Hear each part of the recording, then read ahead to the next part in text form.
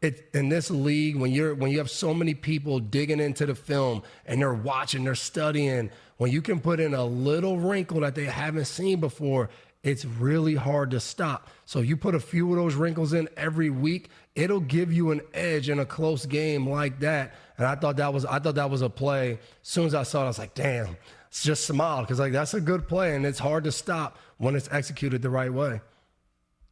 Well, and look, that's the key. Back to the play from the Dolphins-Bills game Thursday night, the Ravens play we were talking about earlier where Lamar Jackson sprints to the right and either throws it or tries to run in. The defense is always looking for anything they can in your film, as you know, digging for anything, any tendencies, any tells, anything with formation down and distance. They do this. They like to do this here. They like to do this there. That's the Bill Belichick way. Break it all down. So you have to be doing the same thing to your own offense. Yep. To figure out where the defense is going to be spotting the things that you're spotting in the other team's offense. And then you have to engineer your offense to stay a step ahead of it. And I'm surprised more teams don't do it. I think it does get to the point where there just aren't enough hours in the day and enough days in the week to do it, Devin. But everything you are doing as a defense to crack the code on an offense, you have to assume every defense that you're going to face is doing to crack the code on you. So you have to change the code. You got to change the password. That's what it is. And I just wonder how many offenses actively put in the effort to change the password. And it sounds like, based on what you're saying, the Lions are one of them.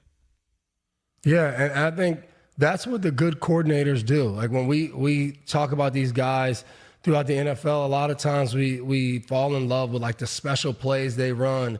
But a lot of it is we're only running this play because we've studied this defense and this is their weakness. This is where we have them. This is where they don't have enough guys. If we get these three guys back on this side of the ball, this is where if we motion this guy, we create leverage to run this running play. And like that's what it is. I remember listening to an interview with Cooper Kupp talking about how, the Rams offense and McVay, how they were ahead of its time. And then this defense started applying it and playing it a little different than this guy. And it's like, it just continues to move and do different things. And those good offensive coordinators, they're constantly self-scouting. The good defensive coordinators, constantly self-scouting, how they call things, when they call things. And when you stay ahead of that, and you're honest with yourself, you can continue to move, continue to just do things a little different, evolve in certain situations. And I think that's the key to being a good team. That's the key to giving your guys a chance. And I think that's what, to me, NFL coaching all boils down to. How can I give my guys a small edge? I know what they do well. I know St. Brown's a guy that can do a lot of different things, versatile, that we can trust and put the ball in his hands. Gibbs is a speedster. How do I give them a little bit of an edge? Hey, St. Brown, we're going to turn you into an option quarterback for one play.